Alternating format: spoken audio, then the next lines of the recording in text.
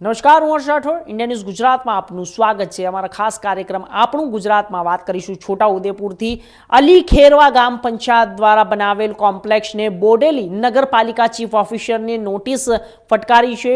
અત્રે ઉલ્લેખનીય છે કે અલીપુરા 4 રસ્તા પાસે જ્યારે બોડેલીના ધમધમતા વિસ્તારમાં આવેલી છે દુકાનો કે જેમનો નહોતી ફટકારવામાં આવી નોટિસો, અને કોમ્પ્લેક્સમાં વિષ્ણુ ફરસાણ, લક્ષ્મી પાવભાજી સહિત અનેક દુકાનો આવેલી છે. અલી ખેરવા ગ્રામ પંચાયત દ્વારા હરાજી કરી આ દુકાનોની ફાળવણી કરવામાં આવી હતી. નકશો, બાંધકામ પરવાનગી, પ્રોપર્ટી કાર્ડની નકલ સહિતના દસ્તાવેજો 7 દિનમાં રજૂ કરવા જણાવાયું છે.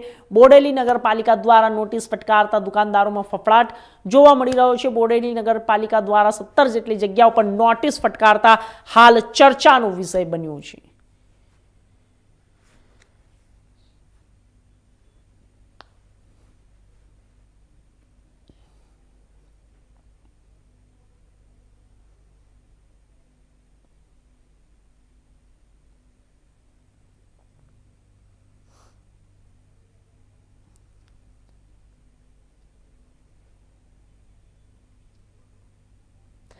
વડોદરા જિલ્લાના ડેસર તાલુકાના આંબલિયા ખાતે રોજ એક ચકચાર મચી જવા પામી છે.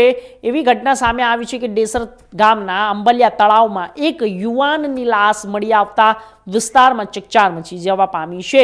સવારે લાશ મળી આવતા સ્થાનિકોએ તરત જ ડેસર તાલુકાના પોલીસ વિભાગને જાણ કરી તરવૈયાઓની મદદથી લાશને તળાવમાંથી બહાર કાઢી પીએમ માટે ડેસર પ્રાથમિક શાળા જ્યારે પ્રાથમિક આરોગ્ય કેન્દ્રમાં મોકલી આપવામાં આવી. તપાસમાં મૃતકની ઓળખ પારેખ મનુભાઈ નારાયણભાઈ તરીકે થઈ છે.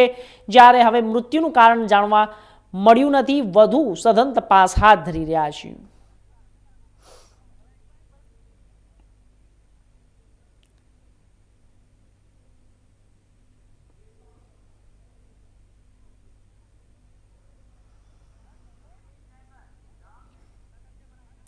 છોટાઉદેપુર જિલ્લામાં વાઘ આવ્યો હોવાની વાત હોવાનું વન વિભાગ દ્વારા લગાવવામાં આવ્યું અનુમાન. જ્યારે વાઘના પગ દેખાયા હોવાનું વન વિભાગે પુષ્ટિ કરી હતી, તો છોટાઉદેપુર જિલ્લામાં વાઘ હોવાનું ડીસીએફ અનુમાન કર્યું. પગના નિશાનના આધારે જ્યારે જિલ્લામાં વાઘ આવ્યો હોવાનું તારણ કાઢવામાં આવ્યું. જિલ્લામાં વાઘના પગલા પડતા વન વિભાગની ટીમો દોડતી થઈ ગઈ છે. દાહોદ બાદ છોટાઉદેપુર જિલ્લામાં વાઘ આવ્યો હોવાની વાતથી વન વિભાગમાં દોડધામ મચી જવા પામી છે.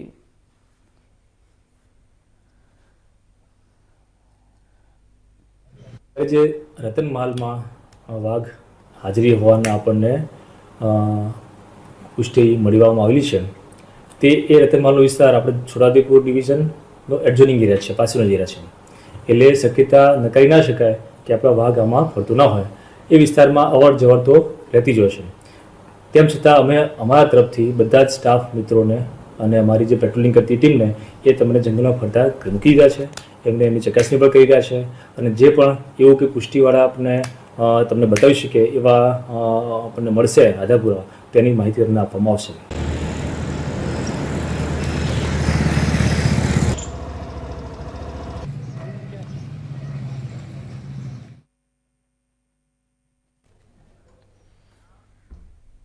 તો અમદાવાદમાં ગુજરાત યુનિવર્સિટી ખાતે આયોજિત ભારત કુલ અધ્યાય 2ના ઉદ્ઘાટન સમારોહમાં મુખ્યમંત્રી ભૂપેન્દ્ર પટેલે જ્યારે મીડિયાના કાર્યની પ્રશંસા કરતા કહ્યું કે રાજ્યના વિકાસના સહાયક ભૂમિકા ભજવે છે. સરકાર નાગરિકના કલ્યાણ માટે સતત કાર્યરત રહે છે. જુઓ આ એક રિપોર્ટમાં.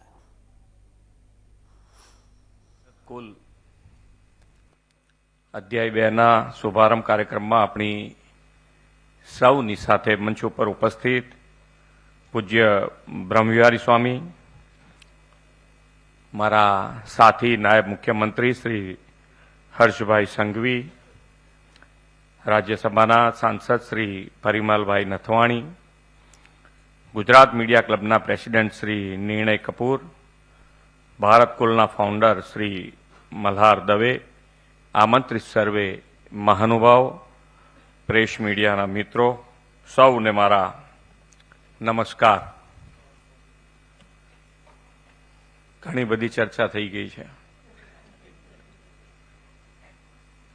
એટલે હળવા છો બધા, એટલે શાંતિ છે.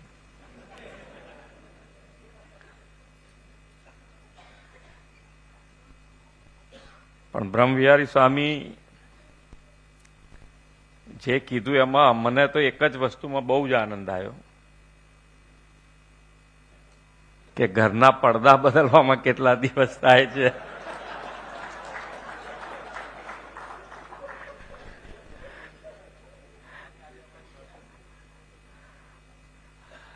અરે ખાલી ઘરવાળાએ કીધું હોય ને કે ચાદર જરા બદલી નાખજો તો બદલી નાખી હોય, પણ આયા પછી કેટલી ભૂલો કાઢે એ તો એમને જ ખબર હોય.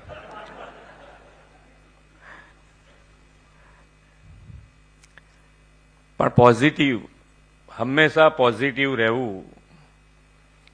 જેમ કીધું ને કે પ્રશ્નો જેટલા વધારે ને વધારે પૂછાય તો સાચો જવાબ તમે મેળવી શકો.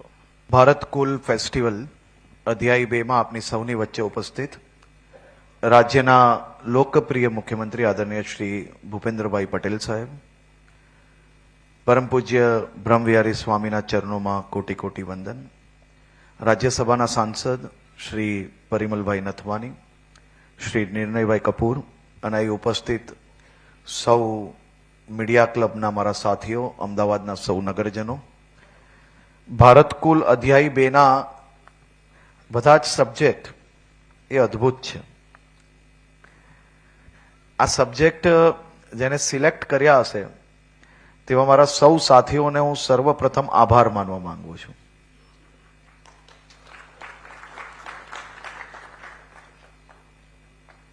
કારણ કે આ જ 3 વિષયો અગર તમે જોશો તો નરેન્દ્રભાઈ મોદીના કોર વિષય અને એ જ કોર વિષયો જોડે એમને ગુજરાતના વિકાસની આખી એમ કે ને હરણફળ કે જે રીતે એમને ચાલુ કર્યું કામ ને ક્યાં પહોંચ્યું, તો એ સૌથી પહેલા કોઈ બી કામ ચાલુ કરો ને તો એની અંદર ભાવ હોવો જોઈએ, ઇમોશન્સ.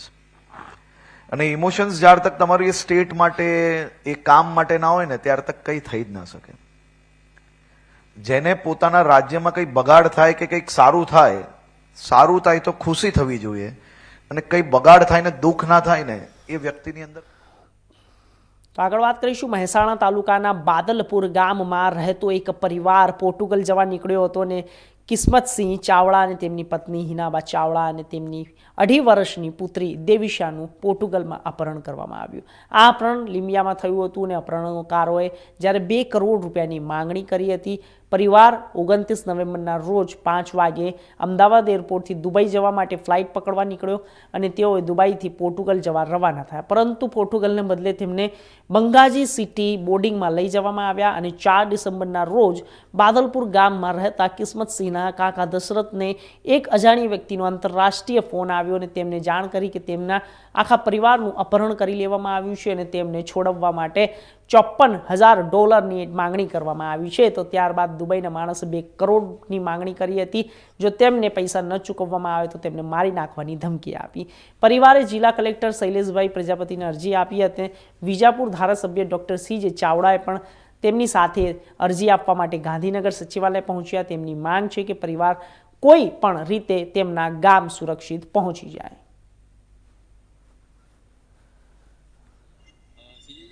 ये जो परिवार जो है लीबिया में जिसको बंधक बनाया गया है उसके लिए आज आप उनको यहाँ पर लेके आए थे, क्या बातचीत हुई और किस तरह से सरकार कार्रवाई की? महसाना तहसील से परिवार लीबिया में बंधक हुआ है.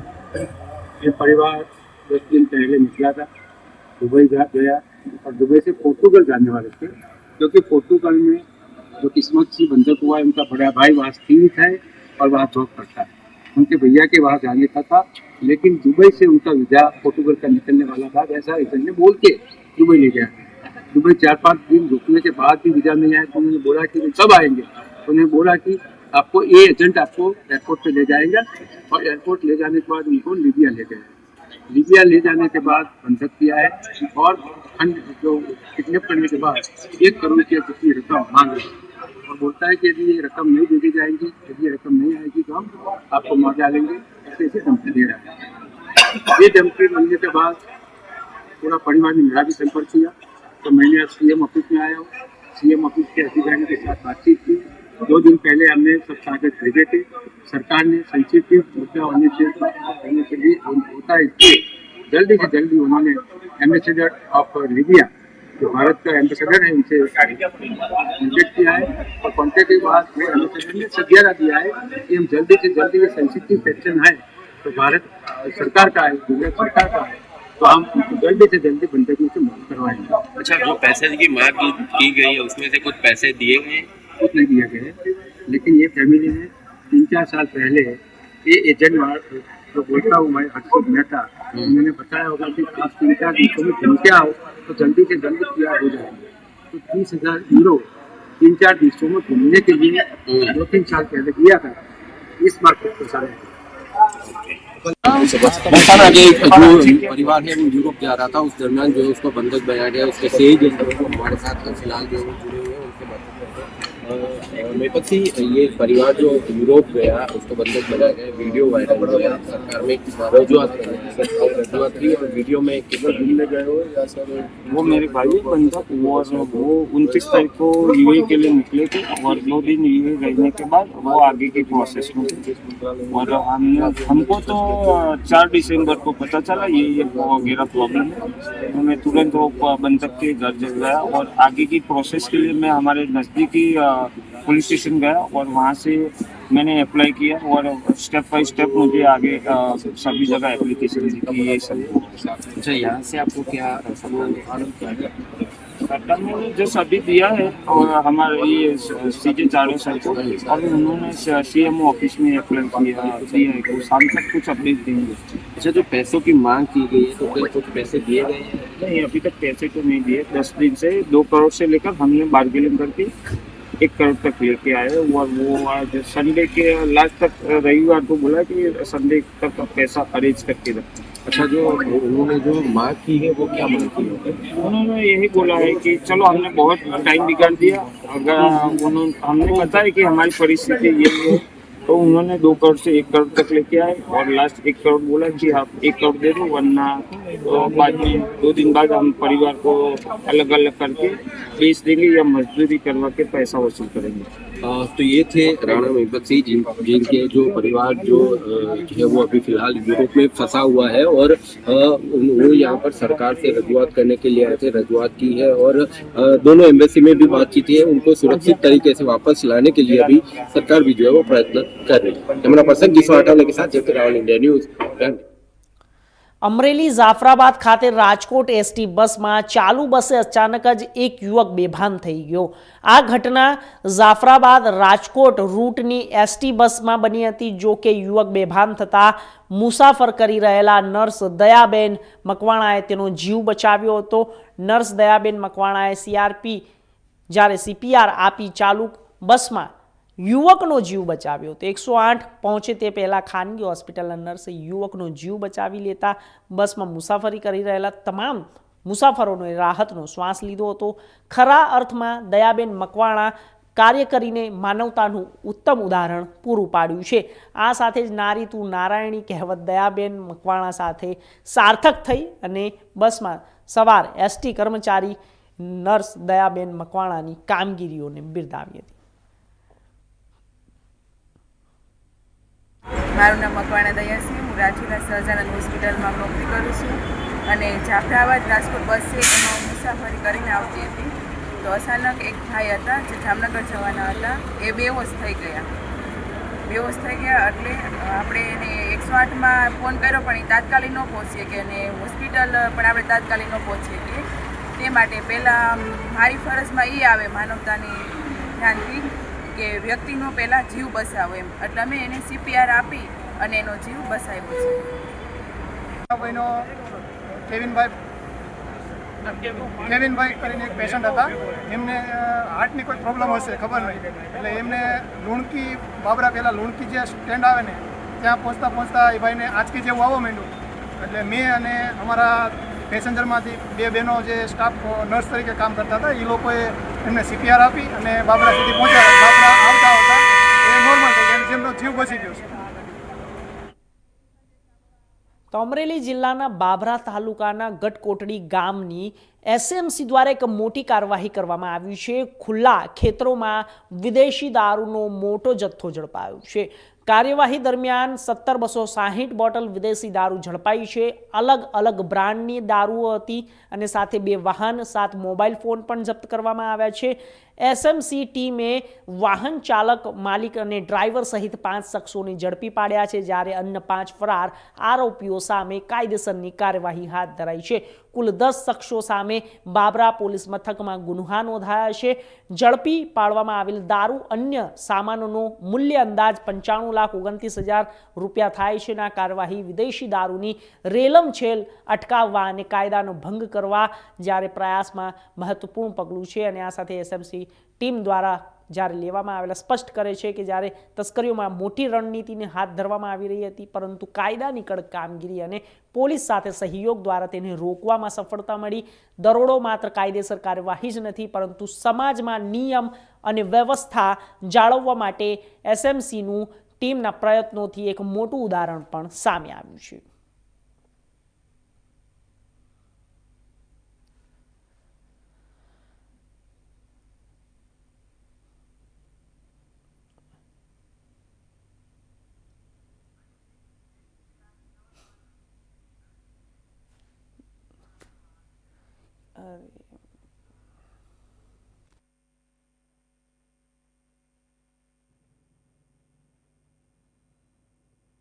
દ્વારા એક મહત્વની આ રેડ કરવામાં આવી હતી.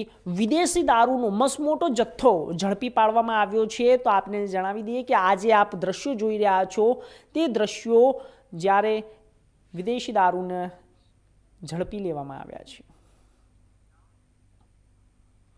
તો રાજકોટ ગ્રામ્ય પોલીસ દ્વારા હની ટ્રેપ કરનારી ગેંગનો પર્દાફાશ કરવામાં આવ્યો છે. 2 મહિલા સહિત 7 આરોપીઓની ધરપકડ ગ્રામ્ય પોલીસ દ્વારા કરવામાં આવી છે. સોશિયલ મીડિયા મારફતે વેપારીઓને ટાર્ગેટ કરી હની ટ્રેપમાં ફસાવી લાખો રૂપિયા પડાવતી ટોળકી રાજકોટ જિલ્લાના પોલીસે પર્દાફાશ કરી દીધા છે. જામકંડોરણા પોલીસ સ્ટેશન વિસ્તારમાં એક આધેડ વેપારીની હની ટ્રેપમાં ફસાવી દુષ્કર્મના ખોટા કેસમાં ફિટ કરાવવાની ધમકી, 6 લાખ રૂપિયા પડાવનાર 2 મહિલા સહિત કુલ 7 આરોપીઓની પોલીસે ધરપકડ કરી છે. અન્ય ફરાર આરોપીઓની શોધખોળ ચાલુ છે.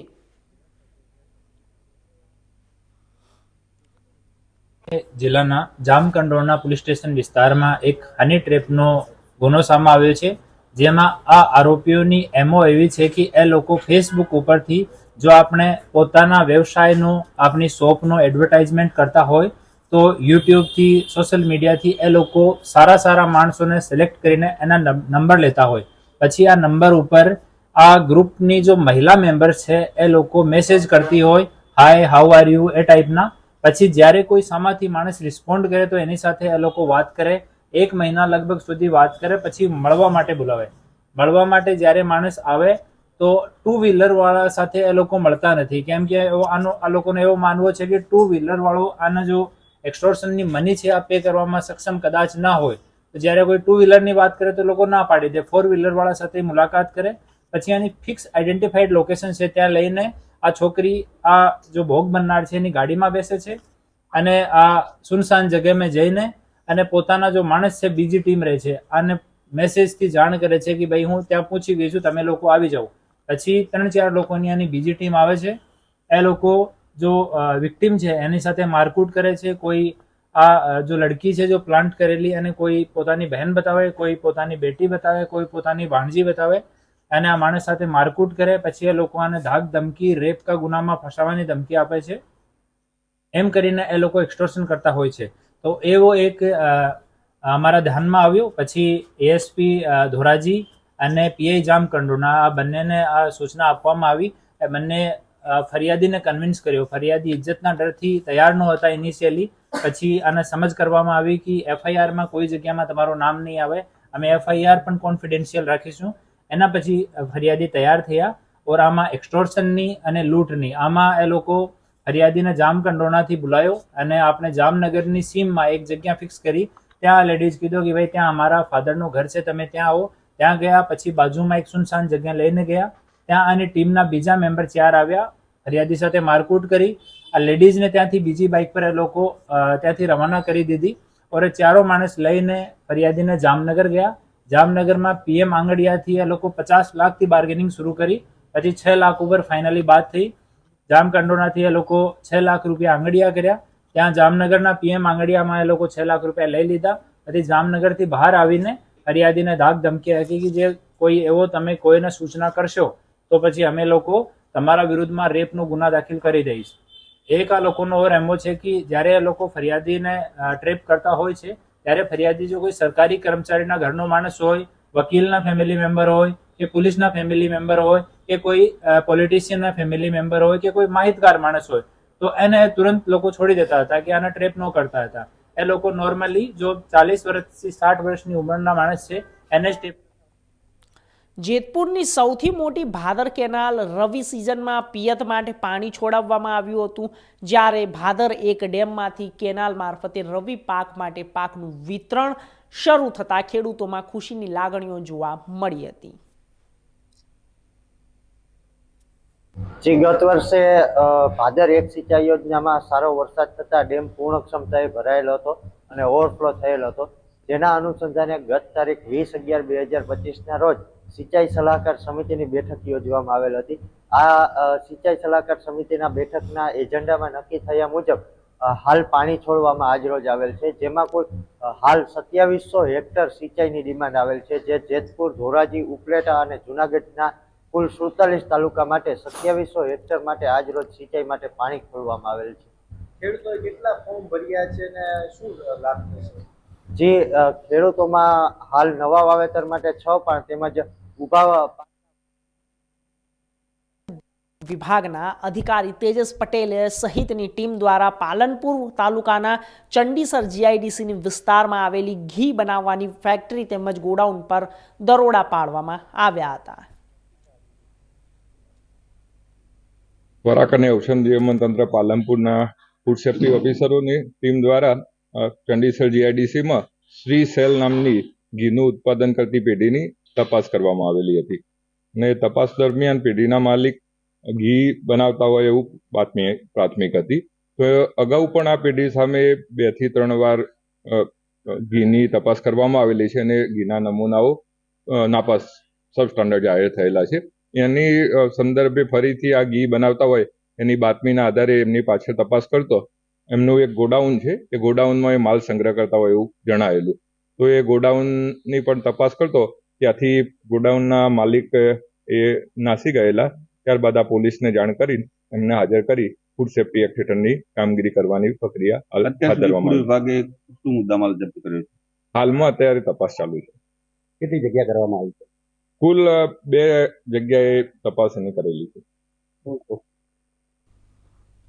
Palanpur national association for the blind Gujarat રાજ્ય શાખા અમદાવાદ બનાસકાંઠા જિલ્લા શાખા Palanpur post authority of Gujarat આયોજિત સ્પેશિયલ ખેલ મહાકુંભ અંધજન રાજ્ય મહોત્સવનું પાલનપુર પોલીસ પરેડ ગ્રાઉન્ડ ખાતે આયોજન કરવામાં આવ્યું હતું,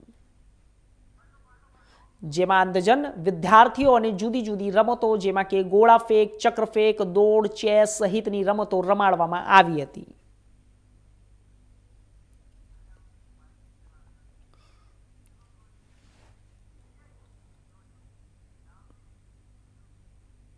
તો હાલ સમાચારોમાં બસ આટલું જ. દેશ દુનિયાના તમામ સમાચાર માટે જોતા રહો ઇન્ડિયા ન્યૂઝ ગુજરાત. નમસ્કાર.